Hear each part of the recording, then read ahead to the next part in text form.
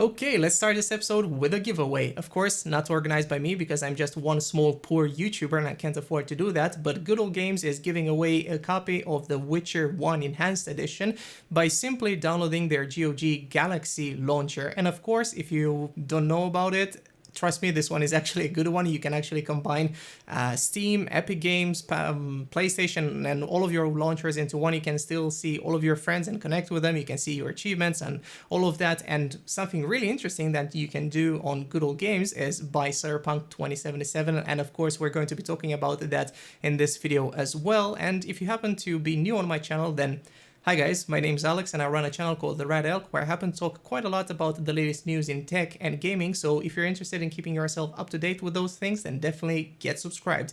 And for the first news of today, we're going to be talking about Intel's upcoming 11900K processor, so let's go and do that. Because the 11900K has been spotted in an Ashes of Singularity GPU benchmark alongside the RTX 3080. Now, in the 1080p crazy preset benchmarks, we've seen this pair push about 64 FPS, so definitely not a lot, and this would put it at a disadvantage against the 5950X, which paired with the same RTX 3080 has managed to push about 72 FPS.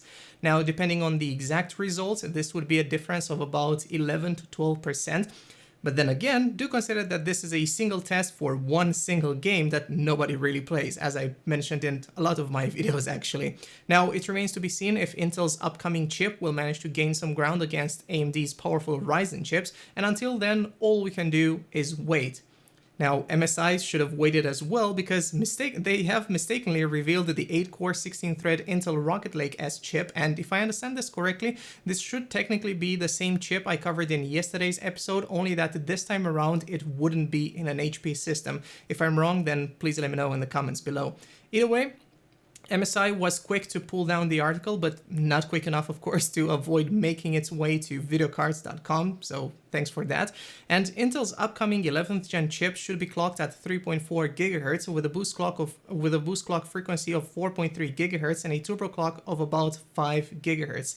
Unsurprisingly, this is also going to have a 125 TDP rating, so get ready to also shop from Noctua or Arctic Freezer once this comes out. Perhaps also interesting for you is that MSI has also talked about including support for Resizable Bar or Smart Access Memory, whatever you will prefer calling it at this point, on Intel's 400 series motherboards, much like Asus has done for their Z490 motherboards, and you might start seeing some performance uplifts if you're using one of those new AMD GPUs. And now let's talk about some other Ashes of Singularity benchmarks, because of course we can't get enough of those, can we? Now, AMD's 6900 XT, which is going to launch on December 8th, has also been benchmarked using it with some surprising results. Paired with an Intel 8700K, much like the one I have in my system, and 32 gigs of RAM, AMD's Big Navi scored below the RTX 3080 and 3090, but not by a whole lot.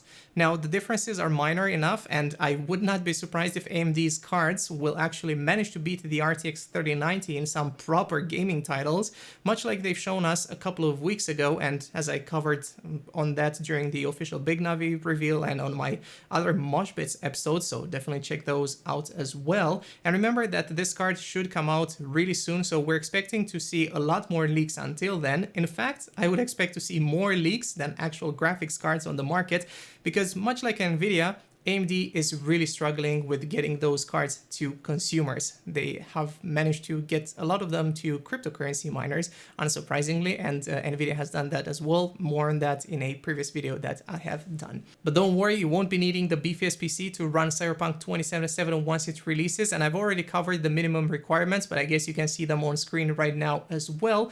Instead, I'm here to tell you that Cyberpunk 2077 will be available for preload in a ton of regions on Steam, GOG, and of course Epic Games as well, and you can see that on screen right now. For Xbox Series X players, you should know that Cyberpunk will also have a performance mode, which I'd expect to be similar to what we've seen in Spider-Man Miles Morales, which means improved frame rates, probably locked at 60 FPS, but no ray tracing.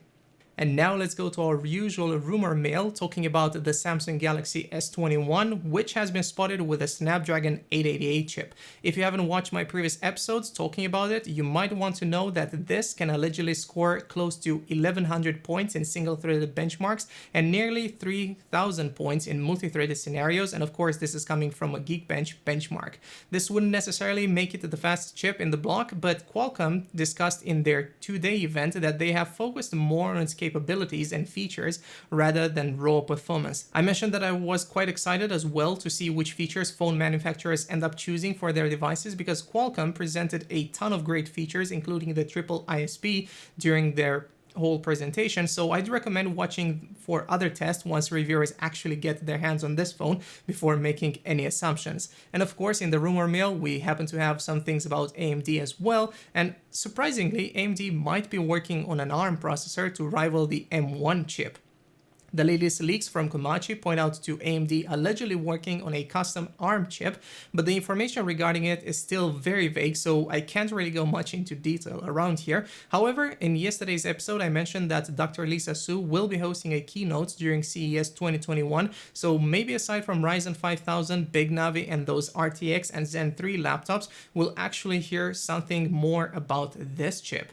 And last but not least, I'd like to end this on a funny or tragic note, depending on how you look at it, because it kind of shows you that people have no clue what is going on around them. Now, I was on our crowd Discord server, which you should be joining, by the way. Awesome place to be, and download our app from the video description. Now, that's besides the point, because some people have been putting Faraday cages on their routers. And why would they do such a thing? Well, apparently to get rid of 5G radiation, because, you know, that's totally a thing that is happening, and you should be using a Faraday cage for that. And obviously that's full-on sarcasm. Don't be a doofus and don't do that. But hey, you know, we live in a day and age where those things are bound to happen, and here, if you enjoyed it, then I guess go and make fun of people who have done it. Like I was saying, I didn't believe those things were true, but hey, if you're one of those people that actually bought one of those things, first of all, I'm sorry for you, and second of all, there is a tech quickie video where you can learn more about those things. Either way, this brings us to the end of this episode. Hope you guys enjoyed, and I hope to see you around next time. Either way, this has been Alex with the Red Elk. I'll catch you in the next one. Bye.